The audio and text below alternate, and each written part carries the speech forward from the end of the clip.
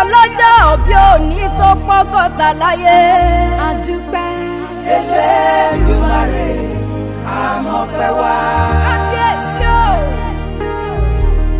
Olúwa ọ̀run ohun ayé, wọ́n ní yín àtọ́pẹ́ yẹ. Báwo la bá ti fẹ́ ọ tó, oníbú ọ̀rẹ́ Elédùmarè bàbá. Oníbú ọ̀rẹ́, oníbú ọ̀rẹ́, báwo la bá ti fẹ́ ọ tó, Àtọ́bàjáyé oníbú ọ̀rẹ́. ẹ má jẹ̀ mọ́ o. Pásítọ̀ Adéoyè Adéníjì lónìí máa tọ́jú mi. Jèhófà ńlá, èrò láàyè òṣì yìí. Àtọ́rí ẹni tí ó èmi kò ní òkun ìwọ̀n ni fọwọ́ agbára di mímú. Elédùmarè má fi mí sílẹ̀. Oúnjẹ ọ̀run Máa bọ́ mi yọ. oúnjẹ ọ̀run Di mímú eré. àbọ̀ mi Títí láé, títí láé. ti láíláí.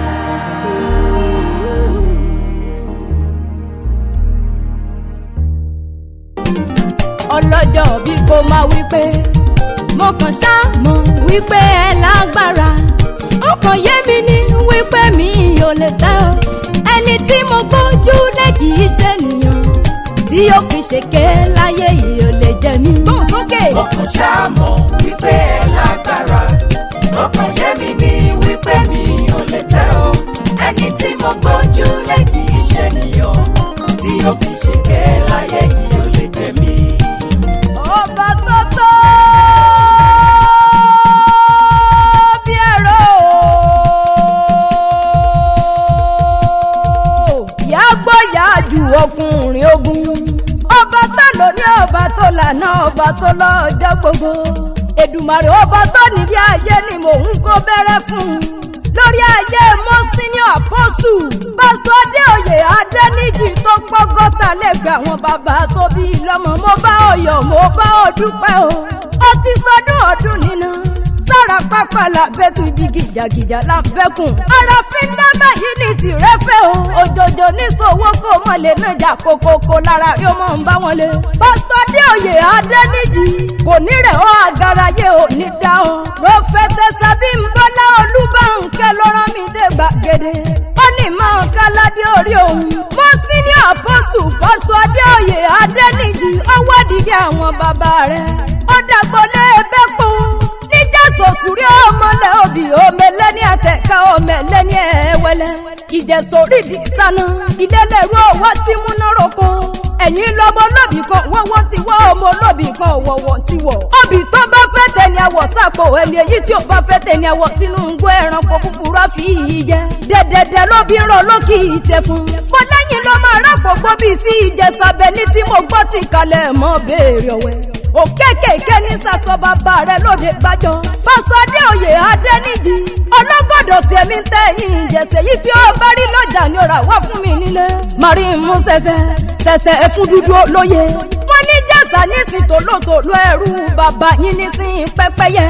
Pásítọ̀ Adéoyè bí wọ́n ti pèrè àwọn bàbá rẹ̀ ni ó wádìí pálọ́mọ mọ́tò bí ọlọ́mọ. Ọmọ Abẹ́òkúta ọmọ Ẹ̀gbámọ̀ lákè Ẹ̀gbámọ̀ lísà bí agbóhùn gbàkàlà. Wọ́n bí ọlákè ògbó lẹ́nu bí ìjẹjẹ, wọ́n bí onígbàgùrá ògbó lòun bí ọ̀jẹ̀. Ọba márùn-ún níbẹ̀ lóde Ẹ̀gbá alákè gbogbo wọn ní dádé tó yẹ mí yeke. Pásítọ̀ Adéoyè Adéníjì máa ń gbókì mọ́ tó bí ọlọ́mọ. Olúbàrà ọba ni, àgùrá ọba ni, òsìlẹ̀ ọba ni, olówó òdúró ọba níṣe. Alákè Ẹ̀gbá ń kọ́ bàbá ń bẹ̀ lálàáfíà ara. Ẹ̀gbá mo túnde tí mo sẹ́yìn orò tí ń sẹ́tẹ̀ eégún mọ́lú.